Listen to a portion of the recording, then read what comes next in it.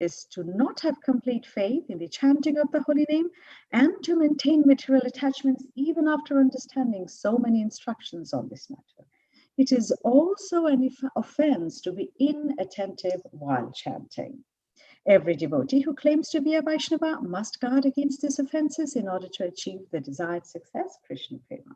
Once again, I thank you all for joining the Bhakti Sangha conference call today. We will go ahead and move to the next session, and I'll be very grateful if you could kindly introduce yourself, Prabhujis and Matajis, who all have joined the call today, please. Hare Krishna, Nina Mataji, Dandavat Pranam, Srila Prabhupada ki jai, Guru Maharaj ki jai, Preeti Dasi from Charlotte. Hare Krishna. Hare Krishna, Preeti Devi Mataji.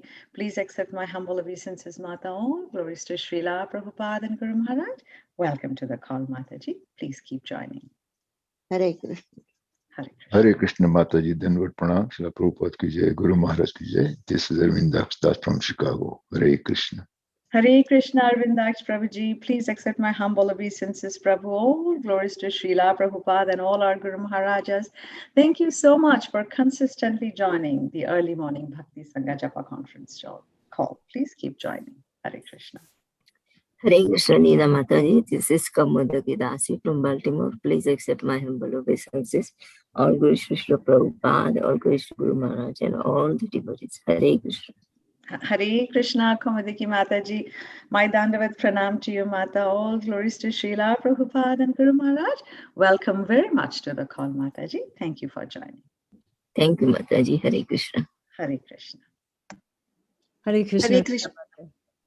Oh, go ahead, Mataji. Please go. Thank you. Hare Krishna Mataji, Dandavat Pranams. All glories to Srila Prabhupada and Guru Maharaj. This is Meena from Atlanta. Haribol, Meena Mataji, please accept my humble obeisances at your lotus feet, Mata. All glories to Srila Prabhupada and Guru Maharaj. Welcome to the early morning Bhakti Sangha Guchapa conference call, Mataji. Please keep blessing this call. Thank you for joining. Hare Krishna. Hare Krishna, Nina Mataji. Dandavat Pranam. All glories to Srila Prabhupada. All glories to Guru Maharajas. And all glories to the assembled devotees. This is Tiffany in Pennsylvania. Hare Krishna. Hare Krishna, Tiffany Mataji. What can we say about your dedicated services, Mata? Please keep joining this early morning Bhakti Sangha Japa conference call. Please keep giving your association. All glories to Srila Prabhupada and all glories to our Guru Maharajas. Welcome to the call, Mataji. Hare Krishna. Thank you, Mataji. Thank you, Mata. Hare Krishna Mataji, Dandavat Pranam, Srila Prabhupada ki jai. This is Niharika from Bloomington. Haribol, Niharika Mataji, my Dandavat Pranam to you, Mata. All glories to Srila Prabhupada and Guru Maharaj. Thank you very much for joining the call consistently, Mataji. Welcome. Hare Krishna, Nina Mataji. All glories to Srila Prabhupada and Guru Maharaj. My humble obeisances to you and all the devotees. This is Krishna Kumari Devi Dasi from Haribol, Krishna Kumari Mataji. It's so wonderful. Every day, day after day, you keep joining, Mataji. Thank you so much for joining this early morning Bhakti Sangha Japa conference call. Thank you for giving your association, Mata. All glories to Srila Prabhupada. All glories to our Guru Maharajas. Once again, welcome to the call, Mataji. Thank you for joining. Hare Krishna Mataji, Dandavat Pranam. All glories to Prabhupada, all glories to Guru Maharaj, all glories to Assembled devotee. This is Mohini Lakshmi from Detroit. Hare Krishna, Mohini Mataji, my Dandavat Pranam to you, Mata. Jai Srila Prabhupada, all glories to our Guru Maharajas. Thank you very much for joining the early morning Bhakti Sangha Japa conference call, Mataji. Welcome. Hare Krishna. Hare Krishna.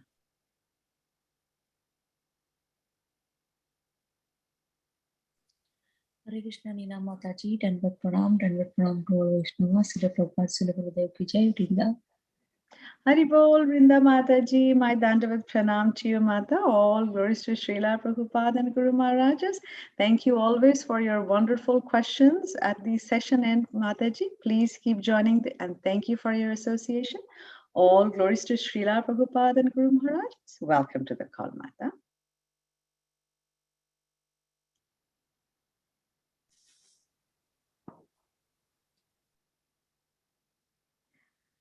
Is there anybody else who would like to announce their name today? Hare Krishna, Nina Mataji. Please accept my humble obeisances. All glories to Srila Prabhupada, all glories to the assembled devotees on the call. This is Anita from Charja. Hare Krishna, Mataji, my Dandavat Pranam Mata, all glories to Srila Prabhupada and Guru Maharaj. Thank you so much for joining the Mataji, joining the call, Mataji. Please do keep joining every day. Hare Krishna. Hare Krishna, Nina Mataji, Dandavat Pranam. All glories to Srila Prabhupada. This is Vinita Gandharvika Devidasi from Texas. Hare Krishna. Hare Krishna, Vinita Mataji. It's so wonderful to hear your voice every day, tirelessly. Thank you so much for blessing this association, Mataji. All glories to Srila Prabhupada and Guru Maharaj. I'm so happy that I get some chance to welcome you at least, because you keep doing this thankless job, Mataji. Please keep joining. Thank you for your association. Hare Krishna.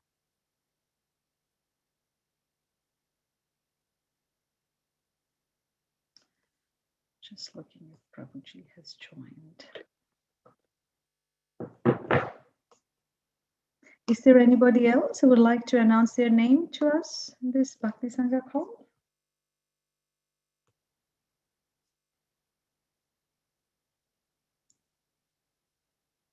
I think Prabhuji hasn't joined yet, so we can continue chanting.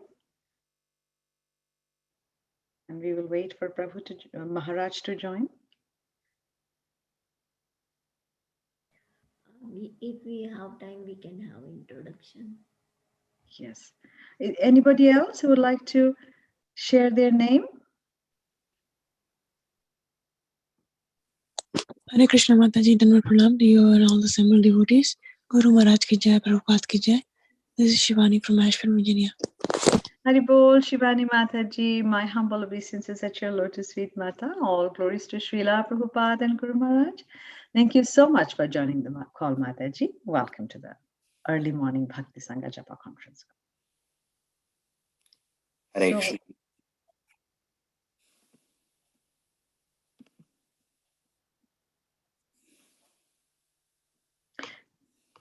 Tiffany Mataji, would you be going ahead and giving introduction for Maharaj? Or should we? Okay. So today we are very fortunate to have His Grace, His Holiness Candramauli Swami Maharaj with us. And prior to our morning Srimad Bhagavatam call, I would hand over the call to Tiffany Mataji, who will give a brief introduction on Maharaj. Mataji, please take over. Hare Krishna, dear devotees. His Holiness Candramauli Swami Maharaj is the disciple of ISKCON founder Acharya, His Divine Grace, A.C. Bhaktivedanta Swami Srila Prabhupada. And he is an initiating spiritual master within the ISKCON movement. Maharaj was born in New Jersey in 1947, and he came into Krishna consciousness, or came in contact with the International Society for Krishna Consciousness in Denver, Colorado at the age of 24. In 1973, he began practicing Krishna consciousness in New York City, and shortly thereafter began serving at the New Vrindavan Farm community in West Virginia. That same year, he received initiation from His Divine Grace, A.C. Bhaktivedanta Swami Prabhupada. In 1986, His Holiness Candramauli Swami Maharaj accepted the sannyas order and began preaching in Cincinnati and Columbus, Ohio. In 1995, he began serving as a resident sannyasi in Chicago, where he was based until 2013, when he was relocated to Karlovac, Croatia. At present, Maharaj offers spiritual guidance around Europe, the USA, and India. Hare Krishna.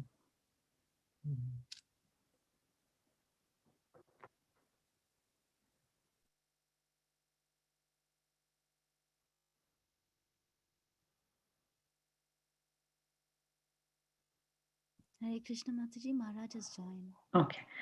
Haribol Maharaj, please accept my humble obeisances, Maharaj, at your lotus feet. All glories to Srila Prabhupada and Guru Maharajas.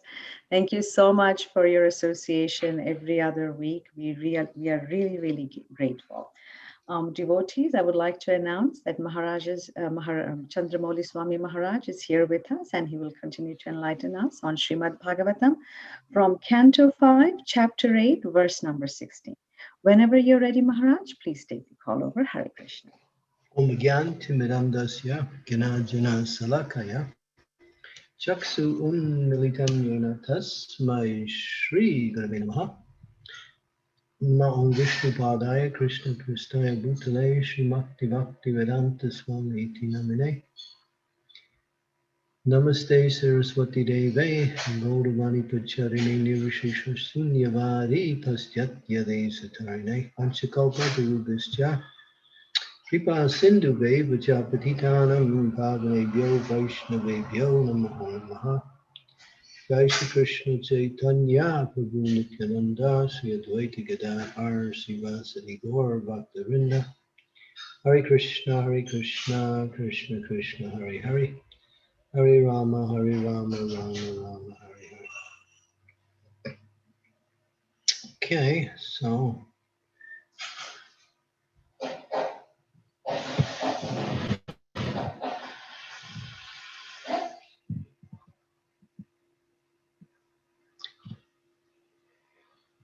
Om Namo Bhagavate Vasudevaya Om Namo Bhagavate Vasudevaya Om Namo Bhagavate Vasudevaya. So generally when we have the prose, we dispense with chanting the prose. We go right into the translation. Bharat Maharaj would think, alas, the deer is now helpless. I'm now very unfortunate. My mind is like a cunning hunter. It is always filled with cheating propensities and cruelty. The deer has put its faith in me just as a good man who has natural interest in good behavior forgets the misbehavior of a cunning friend and puts his faith in him. Although I have proved faithless, this deer will return and place its faith in me. Will this deer return and place its faith in me? Purport by Srila Prabhupada. Bharat Maharaj was very noble and exalted, and therefore when the deer was absent from him, he thought himself unworthy to give protection. Due to his attachment for the animal, he thought that the animal was as noble and exalted as he himself was. According to the logic of Atmavan Manyate Jagat, everyone thinks of others according to his own position. Therefore, Bharat Maharaj felt that the deer had left him due to his negligence, and that due to the animal's noble heart, he would again return. The Prabhupada Ki Jai. This is an interesting pastime. There's many instructive points throughout the entire pastime. It's one of the most instructive pastimes in the entire Bhagavatam in regards to the execution of devotional service, in that it teaches us certain principles that should be adopted and certain principles that must be carefully avoided. And one of the principles that should be avoided is that one should develop attachment for Krishna and not anything else. Attachment to anything else has value only when it's in relationship to Krishna. Attachment to anything else separate from Krishna is material and takes one's consciousness away from Krishna and away from devotional service. Attachment is life. One cannot give up attachment. Attachment is the principle of life, and desire is the foundation where attachment develops. So desire must be directed towards Krishna, devotees, and devotional service. Here we see, due to his soft-heartedness, which is a characteristic of a devotee, he became concerned about the protection of an uncared for deer. or baby deer. The mother had died right at childbirth. And now he was alone, the deer was there.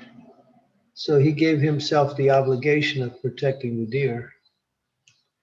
Of course, we understand that Krishna is the protector of all living entities. So Krishna protects the animals too. If we interfere with that protection, in the sense that we create difficulty in the life of an animal, then we somehow interfere with Krishna's protection and cause what we say harm to that living entity. Here, Bharat Maharaj was pretty much, he was on a very high platform of devotional service, as we heard from previous verses, that his devotion to Krishna was on a level of ecstasy and bhava. But now seeing this animal, he sort of developed a kind of a sentimental attraction to the animal. Because of his soft-heartedness, he misplaced that in the sense that he took less importance to his worship of the Lord, his austerities, his penances, his purpose for going for the forest became put aside in order to care for the deer. Now the deer is somehow gone, and being attached to this deer, he starts to vilify himself, criticize himself, talk about himself as being negligent and unworthy.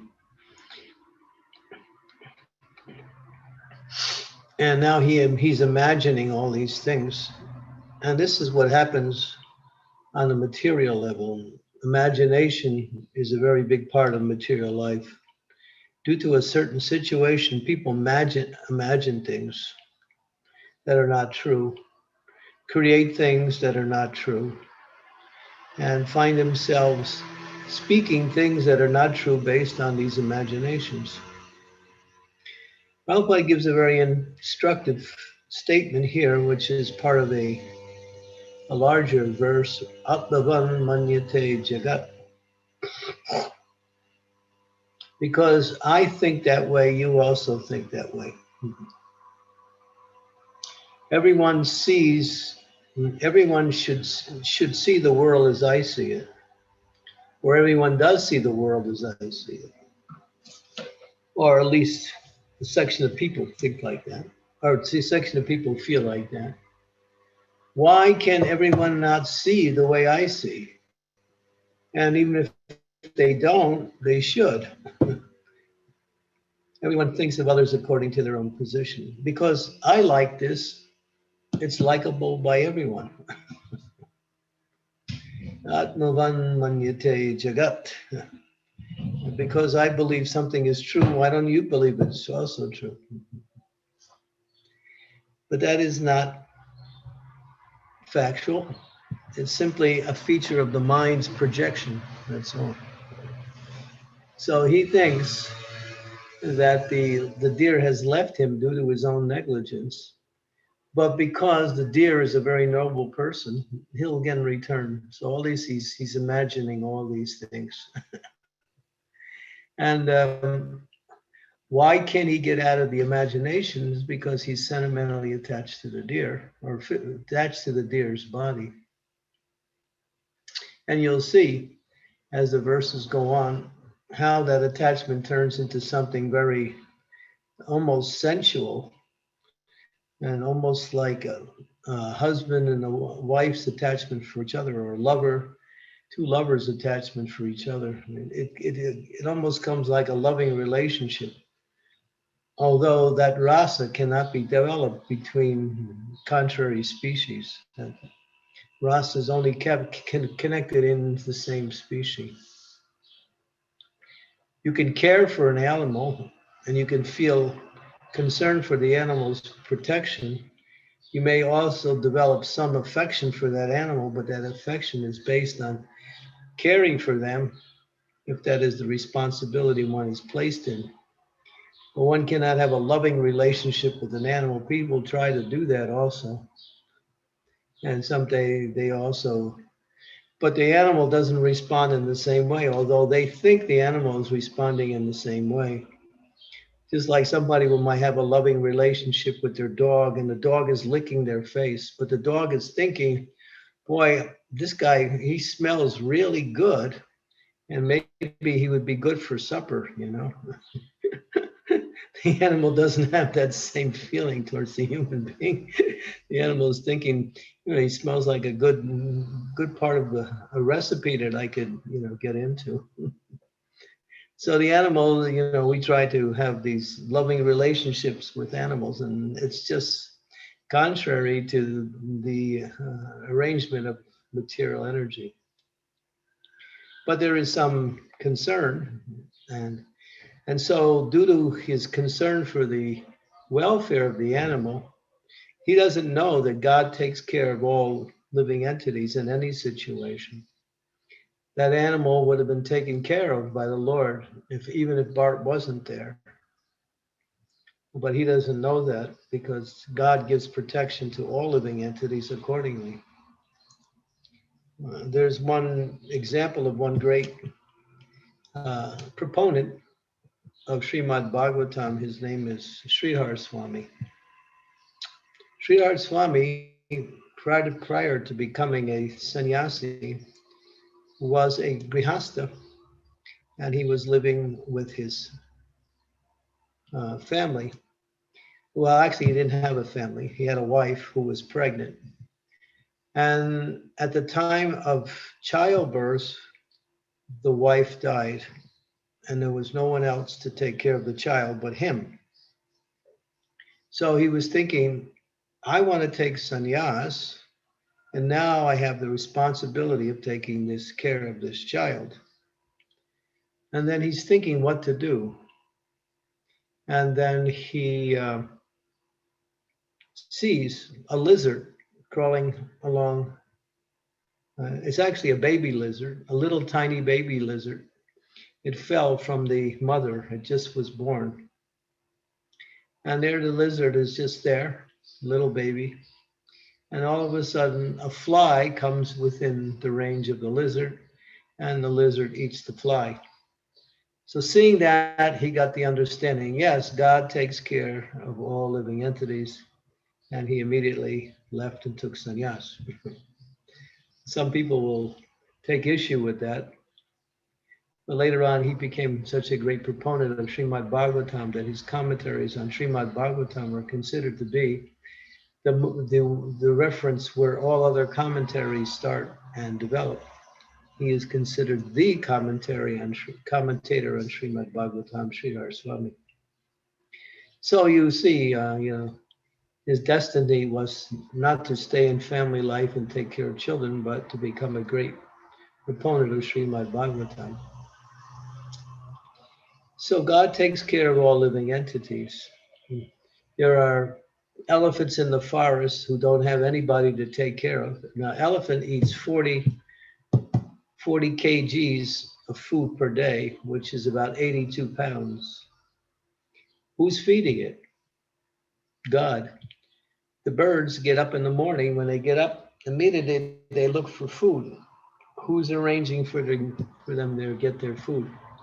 The Lord.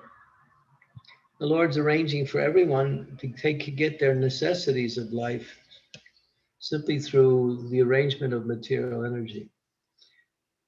And so here we see how he's lost that vision and he's become, what we say, sentimentally attached to a deer. And this sentimental, actually, you'll see later on, he actually leaves his body thinking of the deer, and in his next life, he becomes a deer.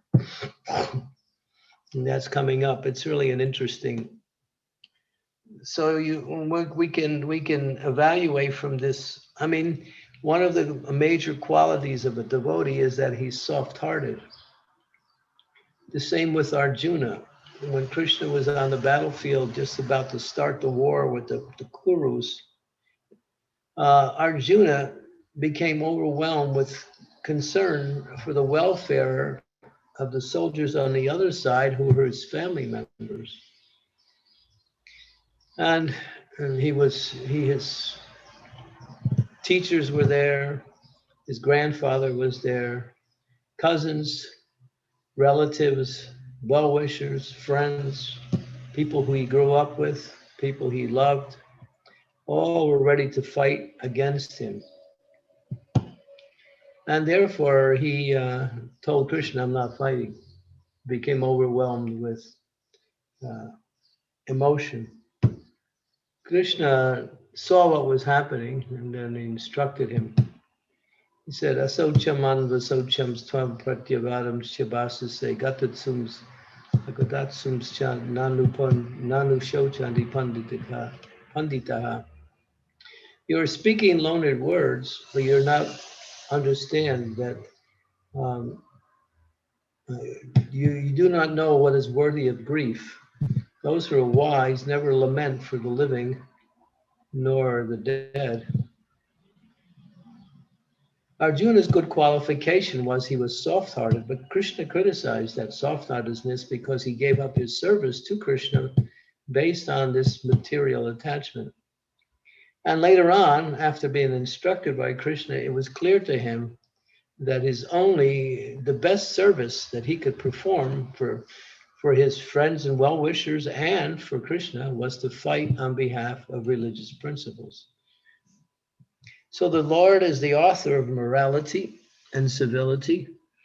For the Lord, there is no morality or civility. He lives according to his own principles, which many times are in accordance with the moral and ethical principles that we follow in day-to-day life.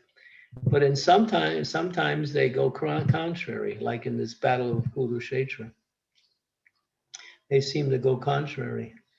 What was Arjuna's good quality? He was soft-hearted, but his soft-heartedness took him away from his intelligence. So sentiment is good, but it should be coupled with intelligence. When intelligence guides sentiment in the right direction, then the outcome is always auspicious. But if one does not have intelligence or cannot understand a situation intelligently and is moved simply by emotion, emotion is very strong and sometimes it overshadows intelligence a lot of times. We have the example of Dhritarashtra. Dhritarashtra was very attached to his family members, his sons, especially his main sons, Dushasana and Duryodhana. And therefore, he knew his sons were wrong. He was advised by his younger brother, Vidura. Vidura gave him wise counsel, but he couldn't hear. And he even said, I know what you're saying is correct, but I can't follow it. I can't follow it. Why? Because I'm attached to my family members. They're wrong, but that's my attachment. Of course, later on, he became sober and understood things clearly, but at that particular time, so Dhritarashtra was a prime example of attachment, knowing this attachment was contrary to what Krishna wanted and what was best for everyone. So there's an example where intelligence is even given and one cannot accept it. Just like you see on the package of the cigarettes when they sell in the marketplaces, it says, it used to say smoking causes lung cancer, emphysema, complications in pregnancy, and so many other things. Now they don't put that anymore. They put smoking kills, just 2 words, just big letters. And still, the cigarette industry is still very profitable.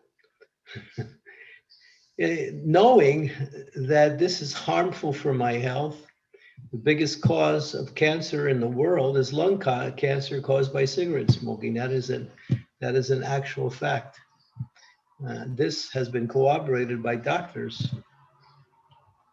And still, people smoke. If you tell a person that they shouldn't smoke, they might get angry at you, or they might feel bad knowing that you're right, and at the same time they can't stop. So our attachments, if they're not directed towards something that is beneficial, which means uplifting our consciousness towards Krishna, ultimately they will lead us to more and more material entanglement and many, many problems. You know, sometimes people know, well, I know this is right, but I can't do it. That's called Hridaya Labdya. Hridaya Labda.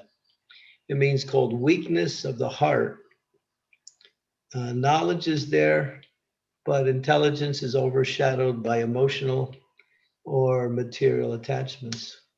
So you see that in this same situation here. He's very much overwhelmed with taking care of this deer at the expense of everything, so much so that he gives up his puja, his worship, his devotional activities, and focuses all his attention on this deer. And of course, later on, he regrets it when he gets another birth as a deer. He remembers his past life. So, yeah, if we remain attached to anything in this material world, it's the cause of another birth in this material world. It may be a good birth because we are devotees, engaged in devotion, but still another birth means more and more struggle, more and more difficulties, and more time wasted, unnecessarily struggling with the material energy. So one should regularly hear from Shastra, from Guru, and ask questions that are relevant to one's advancement in Krishna consciousness. We like to hear philosophical knowledge, but we're afraid to face our attachments. But one who's actually intelligent wants to know, what are my attachments and how to remove those attachments. And you can ask another devotee, what is my attachments? You know, if he's your friend or she's your friend, they'll tell you. If they're simply a sentimental friend, they'll say, oh, you're so nice and everything about you is so nice. They're not doing you any favor by that. Of course, they shouldn't do it in a critical way, but if one should ask. I remember we did a exercise in the Chicago temple with Bhakti Tirtha Swami. That was back in the beginning of the century. And Maharaj was conducting a kind of like a workshop demonstration in understanding our relationship with each other and what are the characteristics and qualities that are needed for developing these relationships. So at one point he set up a particular workshop where he invited everyone to pair off in twos, and you had to ask the other person, tell me what's wrong with me. And then you get a chance to, and then the other person do. Now that was a little hard for some people, and some people didn't do it. They just didn't want to go down that road. But for those who did it, you know, it's attack on the false ego, of course, obviously. The false ego thinks, I'm okay, everything's okay with me. Maybe I have some problems, but they're not so important. And, I'll get to them sometime or other. The false ego will make you think everything is all right, he's in control. And even if there's something not right, don't worry, we'll fix it in due course of time, like that. But the longer a material attachment remains, the stronger it gets. And this is a factor. So therefore, we should emphasize and cultivate attachment to Krishna. Yeah. His attachment to Krishna was strong, but he hadn't reached prema yet. Because he hadn't reached prema, there was still that element of a tendency that was covered, that he again became attracted to something in the material world. And that attraction caused him to take two more births, one as a deer, and then the next birth as Jud Bharat, who was aware of his previous births, and he lived his life in such a way that he avoided everything material and ultimately went back home, back to Godhead. So yeah, this is a very interesting pastime, and you'll see how it plays itself out. That we have to get attached to Krishna, and the way you get attached to Krishna is by serving Krishna and by hearing about Krishna. By hearing about Krishna means reading about Krishna, hearing narrations about the pastimes and activities, qualities, and associates of Krishna. Learning about the nature of Krishna, how he deals with people, how he deals with the material energy, how he conducts his own self in relationship to his eternal devotees. There's a whole world of knowledge all about Krishna.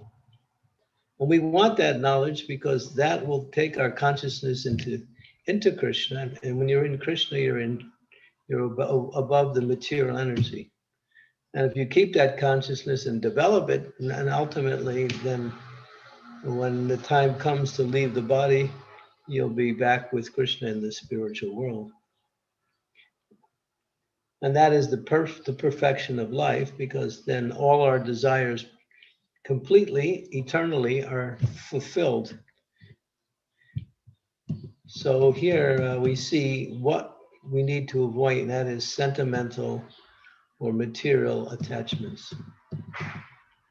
So make the intelligence strong by reading Shastra, by hearing from great souls, and by repeating that this knowledge to others.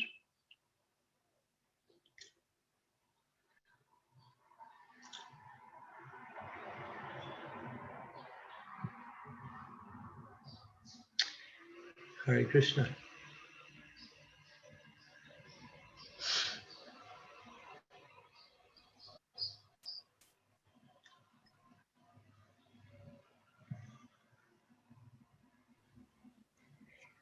Hare Krishna Maharaj, thank you so very much for another wonderful class. I'm always so grateful when you come on the call because your classes are always so comprehensive, but you have such a special way of saying things that always land on me in a very deep way. I really appreciated the points that you made about the way that you put every animal is under Krishna's protection. So when we do something, to put them in distress or harm them, we're actually, trying to interfere with Krishna's protection. And that just gave me another way to look at it, because I'm always, trying to protect animals. And when I talk to other people about it, they don't quite get it, the same way that I do. But that was a very, very powerful way to get that across. I also I'm sorry, were you going to say something? No, go ahead. Okay, okay. And I also very much appreciate all of the things you just said about attachment. Especially the comment about, how strong emotion is, and oftentimes, emotion can overcome our intelligence. And and also the distinctions you made about for us to try to avoid not just material attachment, but also sentimental attachment. That's really, really hit me in a very big way. As a mother and as a woman, we tend to be sentimental about certain things that aren't necessarily so helpful to our Krishna. Yeah, there is spiritual sentiment, and that is the nature. Emotion is the highest principle of bhakti also, but unless emotion is guided by intelligence, it can go in any direction. So we want sentiment, we want an emotion, but it has to be guided accordingly. Otherwise, it could go in any direction and be seen as something good or spiritual, and it may not be. So therefore, we have to hear regularly and understand and reflect on basically what we hear. When knowledge reaches a certain point and guides emotion, then on the highest platform you see, emotion takes over completely. But that's perfection. And you have the example of the gopis. The gopis are simply emotionally attached to Krishna completely. But they have gone through the period of intelligence to reach that stage of pure emotion. But unless we go through that stage, then there's still elements of material attachment that can enter into our emotional expressions. And that's what the example you had with Arjuna. And Arjuna is the prime example of that.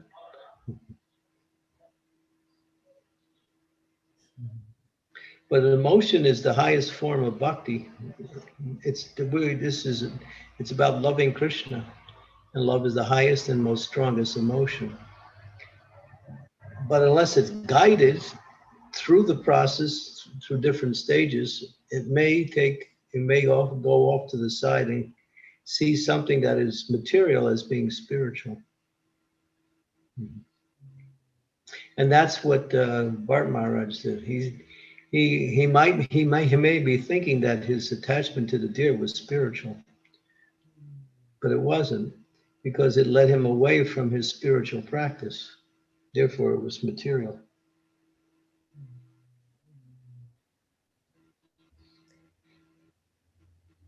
Yes. Okay. Yeah. Thank you. Yeah. Because I think that sometimes we look at our protection of animals or our care for animals as something spiritual, and without having the proper kind of. Well, that animal is also a spirit soul. Mm-hmm. So it's not just, it's a nice little cuddly pussycat. It's actually, it's a spirit soul who has come by the arrangement of God for some reason into our association. So we can also take care of it. But then again, taking care of it means, giving it what it needs to live nicely. And because it's a spirit soul, we can also give it Krishna consciousness through the process of spiritual vibrations. That's the benefit. We can make it, Lord Chaitanya brought 2 dogs back to Godhead. Of course, we're not Lord Chaitanya. He brought a tiger. He made tigers in the Jarikhanda forest dance, bears, tigers, elephants. So we're not on that level, but we can provide spiritual vibrations for the animals, and so they can become a little purified. And if they live their life in the association of devotees and die in that situation, it's a very good chance, probably a very good chance, not very good, it's probably guaranteed they will take a human birth in their next life. Maybe in a very good family too. So we can elevate that soul that's in that body of our animal along the path of evolution, where they can skip many of the other steps and get a higher birth. But I also wonder, but is it important to also keep that distinction that they are an animal, and that so that we don't have that kind of attachment, like you were saying with Bharat Maharaj, where his attachment started to become a little too. It's more like caring for the animal. It's more like a nurturing. Bart almost, you can see in the remaining verses, it's almost like he had attachment, like a husband and wife have attachment for each other. His attachment went so into that area that you'll see in the verses that come up how much he laments when the deer doesn't come back. It's like loss of his wife or something. His attachment went in the wrong direction.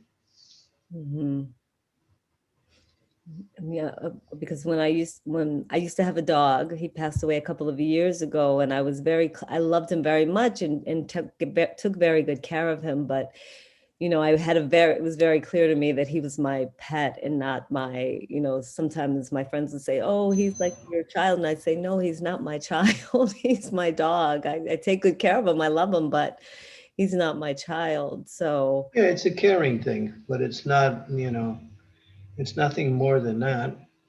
Just like we care for people in order to bring them closer to Krishna. That's real compassion. That's real care. Not simply this bodily connection. Bodily connection is based on just a certain feature of sentiment that comes and goes. Because that bodily connection could be there for other persons or other living entities too. Doesn't mean just because I have this particular dog or cat or this one is special. It's special because I have it. But if I had another one, that wouldn't be special too. So it's the nurturing thing. It's the spiritual thing. Keep it connected to sound vibration. That's the best thing. And give it prasadam. Those two things, if you do, then you're helping that soul move forward. thank you so much, Maharaj. Thank you. Taking the time to give me such wonderful answers. I appreciate it. Okay.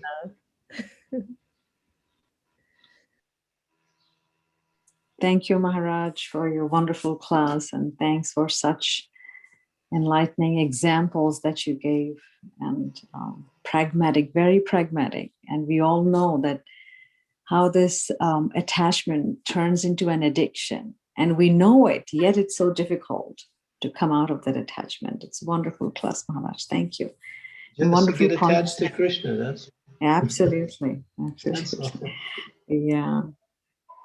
Very, very nice, Maharaj. Very, very nice. And I think we keep trying. So the modes of material nature, it attacks us so bad. So in the morning time, we think, oh, it's wonderful. We are attached to Krishna's holy name. But when we go back to work or doing something work, and then unknowingly, we think that we crave for this, we crave for that.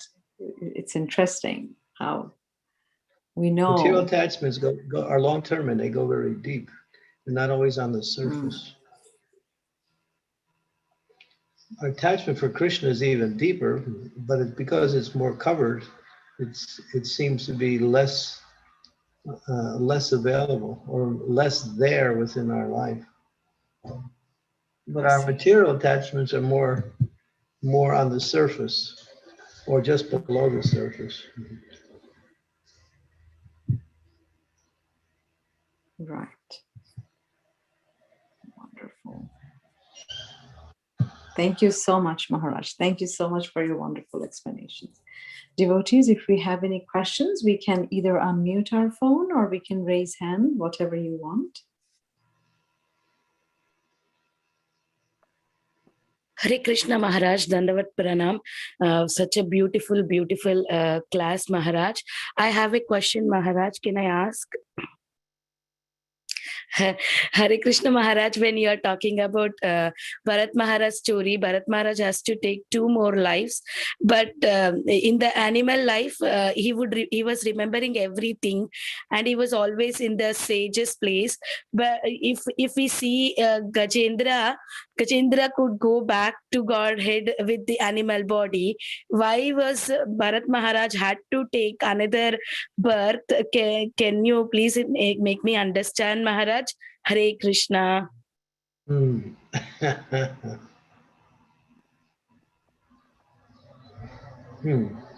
Well, using the example of Gajendra,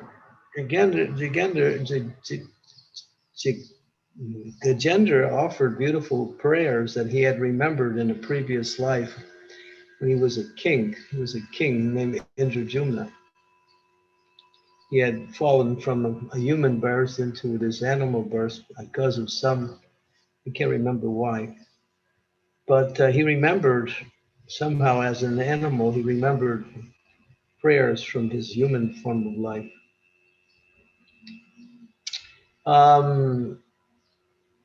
Why is it different in this situation?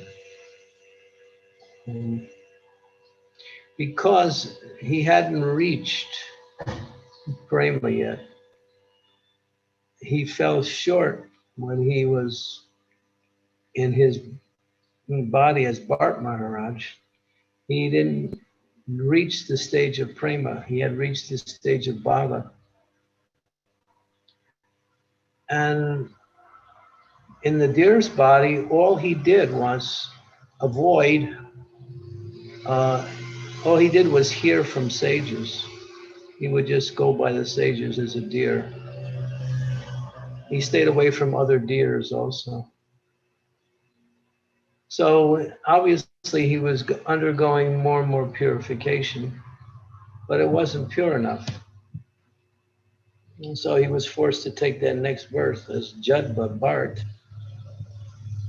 And in that birth, he was completely recollective of his previous lives, even as his life as a deer.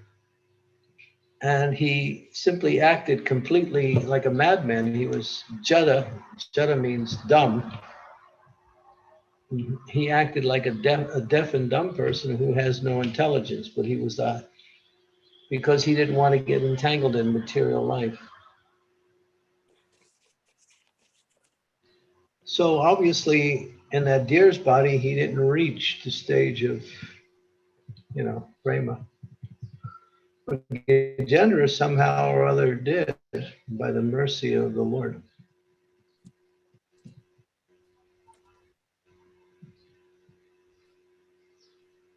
You'd have to study their previous births, especially Gajendra's, to see.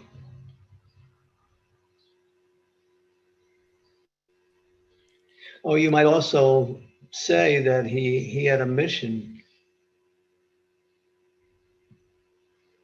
to come back and purify King Rahugana, which he did. Some people say, of course, I only heard this once.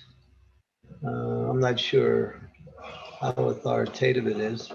So don't take it as authority, but it's interesting. Some people say that deer took birth as King Rahugana. And Jadbart being Bharat Maharaj, so the same 2 people were again together in different bodies.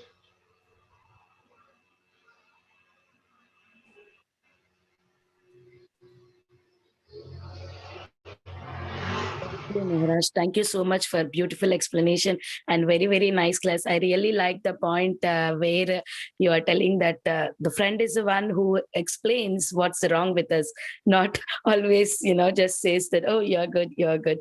Thank you so much, Maharaj. I'll try to work on that. Thank you. Hare Krishna.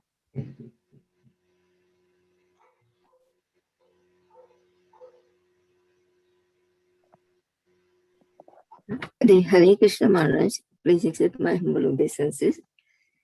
I have like a question about that thing going forward. about the, I should bring it closer. Indra Maharaj, he was cursed by, I forgot the name of the rishi.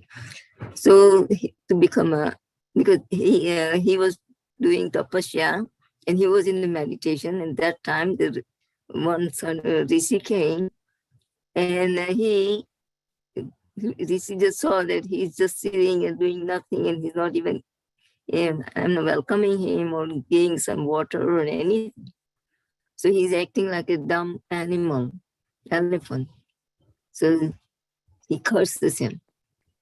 So, but then he was performing devotional service in the Divya Maharaj, and he was also doing some prayers to them.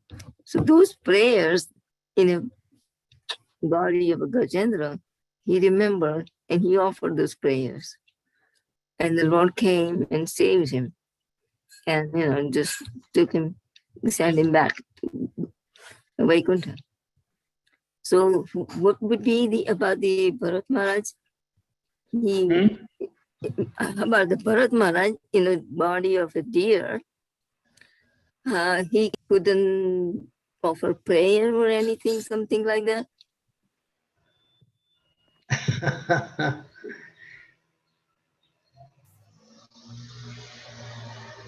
It doesn't say, we don't really know whether he offered prayers or not. There's no indication anywhere. To say he didn't may be wrong, and to say he did may be wrong. We don't know. But we know that sadhu sangha was his main thing, to associate with the sadhus. And he would listen to their discourses.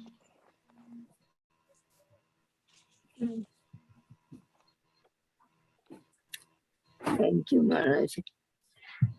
That was his saving grace. He knew where to go for association.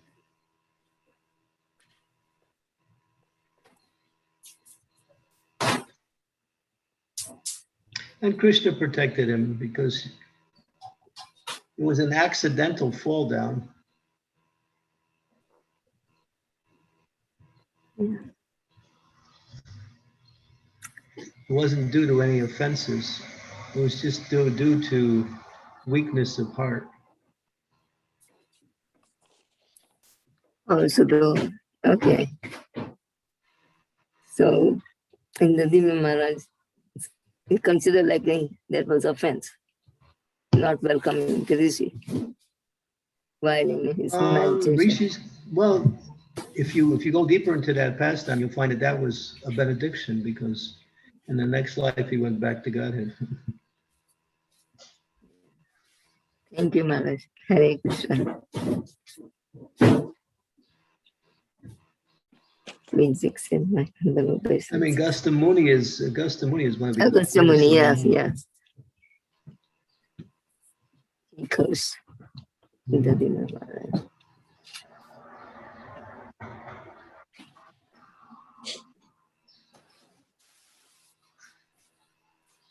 Thank you. Hare Krishna. Hare Krishna. Hare Krishna. Please accept my humble obeisances. Maharaj, I have a question. Even though I go through some bad habits, even though we know that we have to keep them away, but still the mind, when you try to avoid them, mind tends to bring them back, or tries to make you very anxious, trying to go away from them. And but how to overcome that impetus? And you have to control the mind by the intelligence and place the intelligence in Krishna. That's all. And Bhakti Yoga is a moment by moment activity of keeping the mind directed towards Krishna. As soon as you're not directed towards Krishna or devotional service, the mind will go to something material.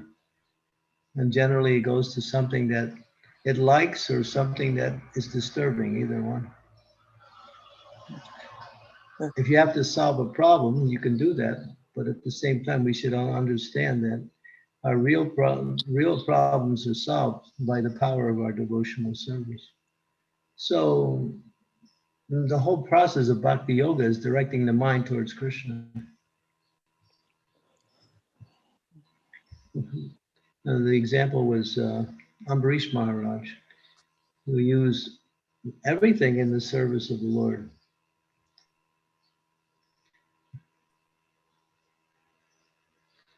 So yeah, if we allow the mind to go in different directions, it can go anywhere.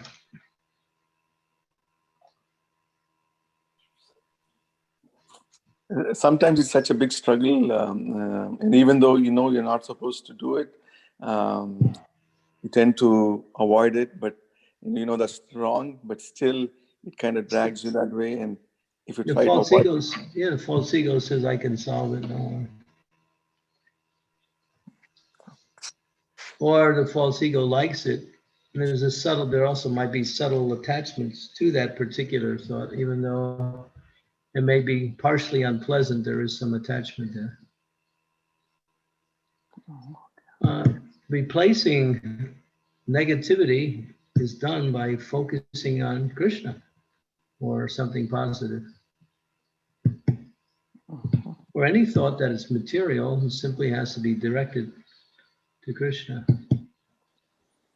This Krishna consciousness is not something that is part-time. If you try to perform it part-time, that's what you'll get. You'll get that much out of it. As Krishna says, Yayatam mam prapadyante tam stataiva bhajami aham. As you approach me, I reward you accordingly. So those who are constantly, he said, those who are constantly devoted and worship me with love, I give them, he says, I personally give them the understanding by which they can come to me. So keeping your mind focused on Krishna means awakening our attachment for Krishna. As attachment develops, attraction becomes stronger, and as attraction becomes stronger, it turns into affection. As affection develops and becomes full, it turns into pure love. Then there's no question about anything else but Krishna or Krishna's service. It's a process. But if we allow our mind to go into material things and we waste time with trying to solve things we can't solve, because you can't solve things in the mind anyway. I find even if you have a material problem, forget about it, just chant Hare Krishna. And then Krishna at one point will show you the solution automatically. Not that you don't even have to try to think about it. The answer will come to you automatically. Focus on Krishna, everything is positive. Even dealing with material energy becomes easy or normal.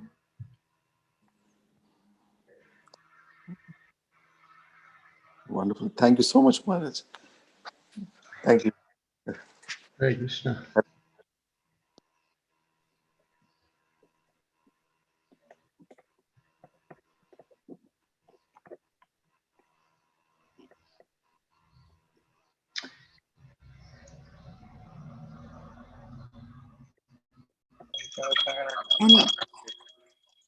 Any last minute questions for Maharaj?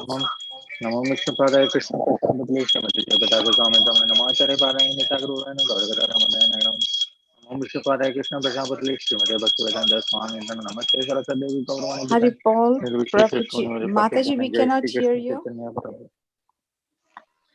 Lalita Tangi, please begin again. Yeah. Hare Krishna Maharaj, please accept my humble obeisances. All glories to Srila Prabhupada, all glories to your grace for your association. Very wonderful class, Maharaj. Each and every line is so precious, loaded with your realizations and experience. Thank you so much, Maharaj. So I was wanting to know more about that exercise that Bhakti Tirtha Maharaj did, asking everyone to pair and ask what's wrong with me. So that's so interesting. Could you tell more what happened? Not everybody participated. He kind of shocked everybody with that one. It was a test. I mean, he prefaced the whole thing by explaining the benefit of this particular thing, and he also explained how we should be done in the proper mood, and not in the critical way, but with concern and with compassion towards the person. But it's shocking for some of us. Some were shocked, to hear. And a lot of people knew that what people were saying was correct. Because, we don't see ourselves like other people see us. Right. We think we're okay. We look in the mirror and we smile. We think, I'm number one. Yeah. So a little bit of, it's like there's those, there was one king, I forgot his name, but he had a jester, which was like assistant too. He would always, and it was like, he would ask the jester, sometimes kings, they get caught up in all kinds of material things, so they need a little break, something to give them some humor, something more relaxing. So he would keep this one jester, and then sometimes he would ask him a question.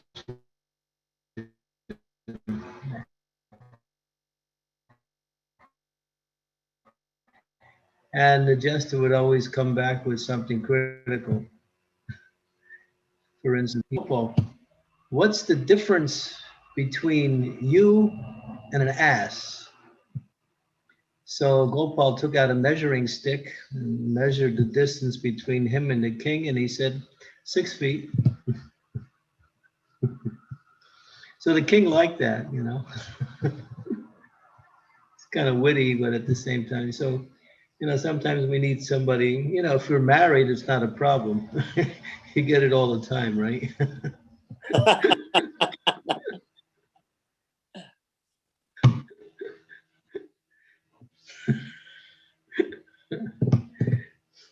But for sannyasis, sometimes we have to, make arrangements to get it.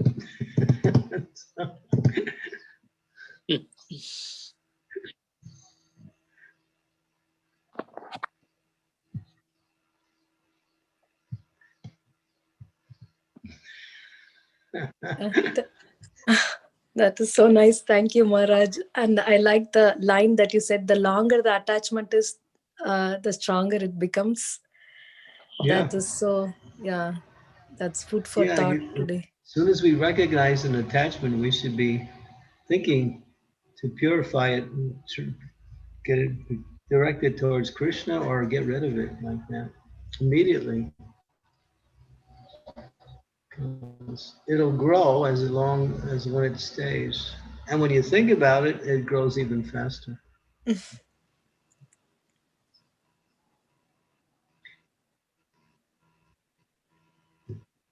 There's sometimes there's things that we're not supposed to be looking at or doing, but we have a curiosity towards that out of just because we don't know about it. So, it's dangerous to try to explore that area because we know it's not right, but we're curious about what it's about. And then we find ourselves in the best thing to avoid these things is good association. Because when you're in good association, it's very unlikely you'll fall into the, So marriage can also be a way of having someone there to help you when you go through these different attachments.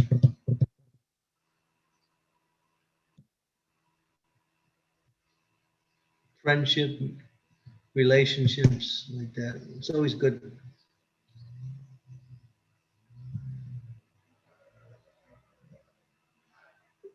Yes, Maharaj, that's very true.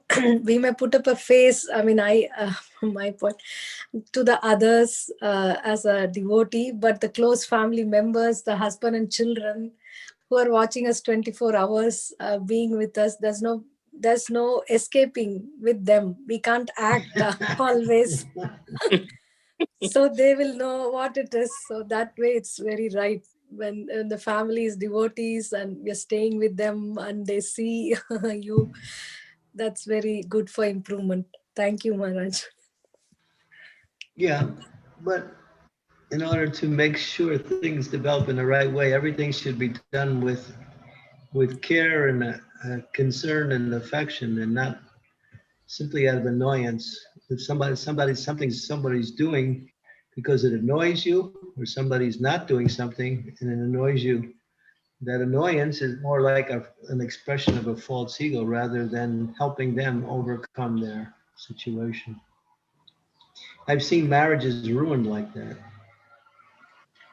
where there's something wrong with the person, but rather than dealing with it in the right way, they just get into, because they've developed some familiarity, they just tell each other directly. And a lot of times that doesn't work.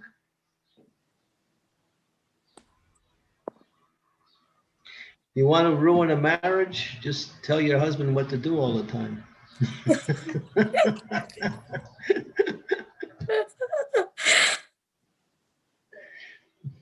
If you want your husband to do something, you have to make him come to that decision by what you do with him. And that's the secret of marriage. The wife can tell the husband, but without telling the husband. Yeah, the women, they know that art.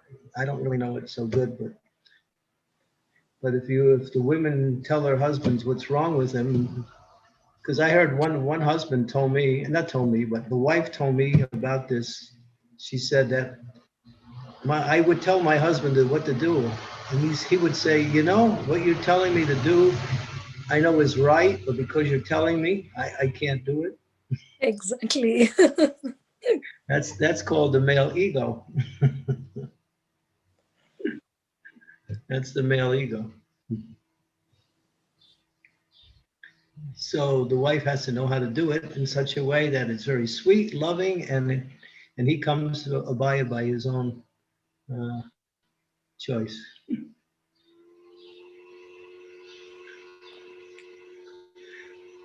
See, I know a little bit about marriages.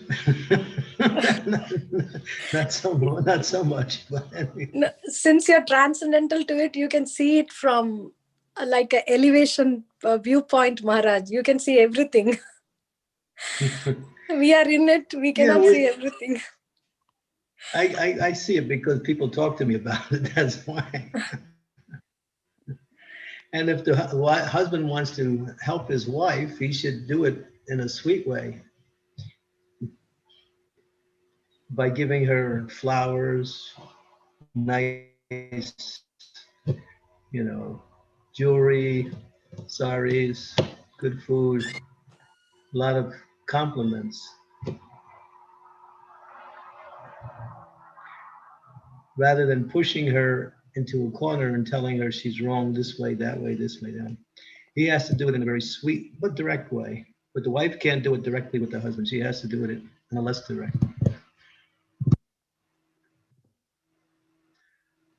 That makes so much sense, Maharaj. Very true. Male and female psychology. It's all in Prabhupada's books.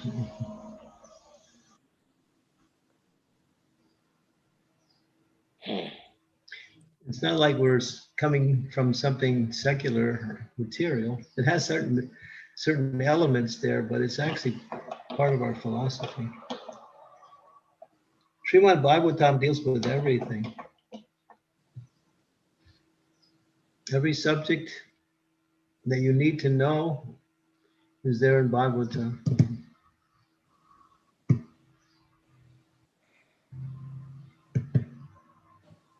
Thank you, Maharaj. Thank you so much. Hare Krishna. Thank you. Thank you for being you.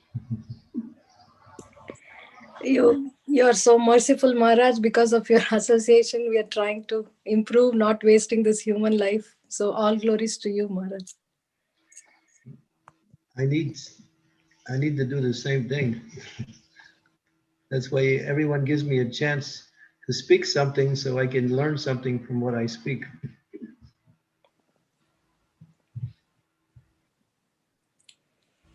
Thank you. Hare Krishna.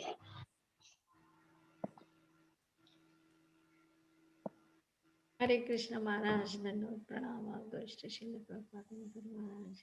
Thank you so much, Maharaj. Very, very beautiful, beautiful class and very nice instructions you gave. Thank you so much. Haribo, Shamagori, Hare Krishna. Hare Krishna.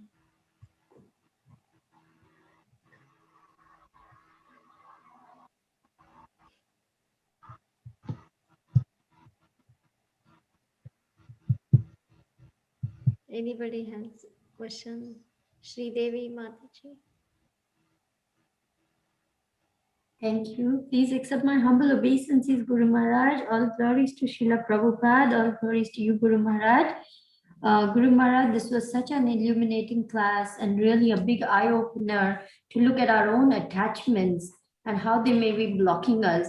My question is about having an attachment for our family members to become devotees.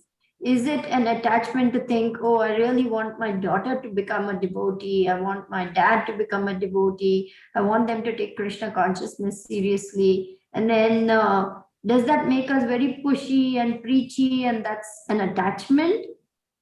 No, Prabhupada wanted the whole world to be Krishna conscious. What to speak of a couple of people. But he knew how to do it. Question is, do you know how to do it? And that's understanding the psychology and nature of the person you're trying to help.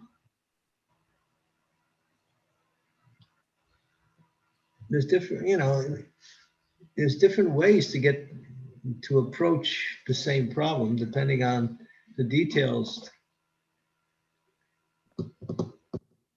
You don't always relate to everything in the same way because people are different, situations are different. It's bad. If that is the concern, then the concern should be how to do it in such a way that it's accepted. If it's not accepted, if it's like, well, I'm the mother and you're the daughter, that's not going to work. Because now she's grown up and she's a lady herself. She's no longer, in one sense, a daughter. She's a friend. That's Chanakya Pandit. Treat her like a friend, then you have better relationships. In order to make a difference with a person, you have to establish a relationship with them.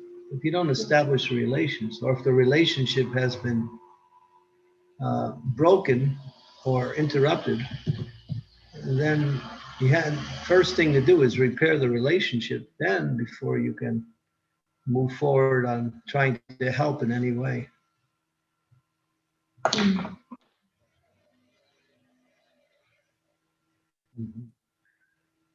Two people can say the same thing, two different people can say the same thing to the same person, and that person will accept it from one and not accept it from the other. Everything is very personal. So you have to develop that relationship. Yes, Guru Maharaj, I can see that I'm the person who has to do the work of changing myself so that I don't come across as someone pushing something onto them, but they see that there's something valuable here for me. I'll give you an example. Prabhupada didn't like devotees, growing beards. He spoke against that. But he knew when the devotee would be there, if he somehow said something directly to them, they may go farther away.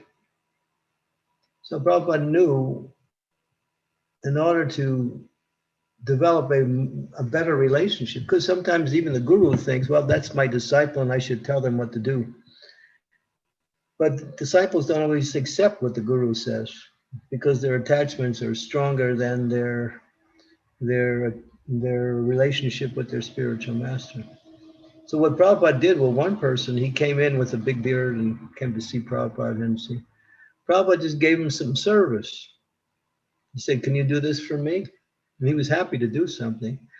And based on that service, a relationship started to develop again. Like that. Like what I did to one disciple. It's kind of funny. I don't know how much it works, but this disciple doesn't chant. He doesn't chant much. He's not initiated. He's an aspiring disciple. He doesn't chant. So I'm giving a class and I'm talking about the holy name.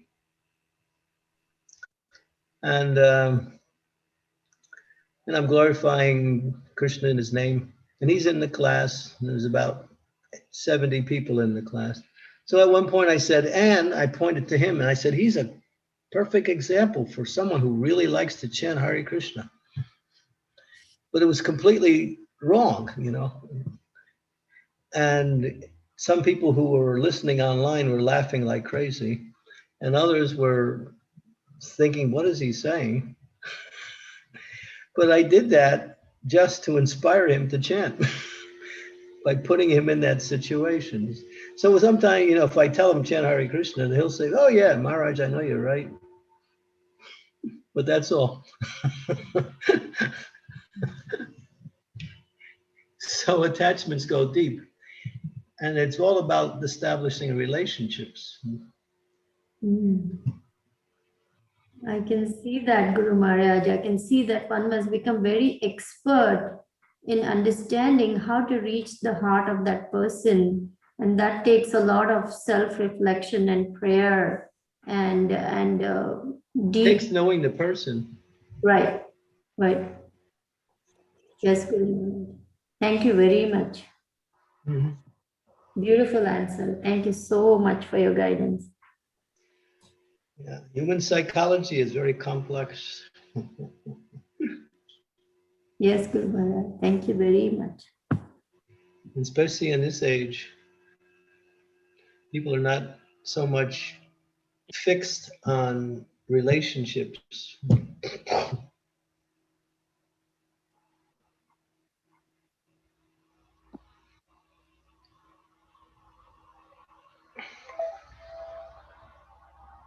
Okay, anything else before we end our session?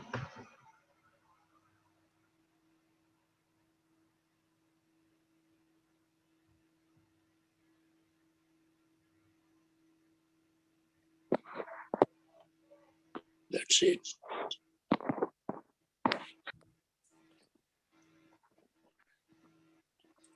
Trying to speak for some time.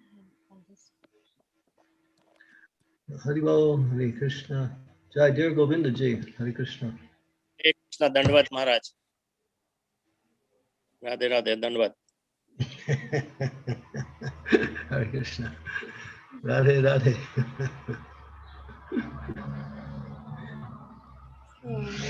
We can end now. Vanchakalpatarubhyasya kripa sindhubheva cha Gita-nam bhavanebhyo Vaishnavebhyo namo Namo namo. Namo. The Lita and Dina Bandhu, Hare Krishna. Candramauli Swami Maharaj. Hare Krishna Maharaj, Guru Maharaj. Thank you, Maharaj. Thank you for your association. Hare Krishna, Guru Maharaj. Another Pranam Maharaj. You have a wonderful program. You have a wonderful program going. Keep going. It's such an important thing, having Bhagavatam every day for devotees. It's so edifying and so necessary in our spiritual practice. And it keeps the devotees together, centered on the philosophy and Krishna. It's really important. Thank you, and that's all due to the, I'm not sure, I guess Shamagori is one of the first to start it, but No, Maharaj. keep it going, yeah. Yeah. We need your blessings, Maharaj. I'll be here every 2 weeks. Hare Krishna, all right, thank you, and we'll see you soon. The weather is getting warm, so don't stay in the house.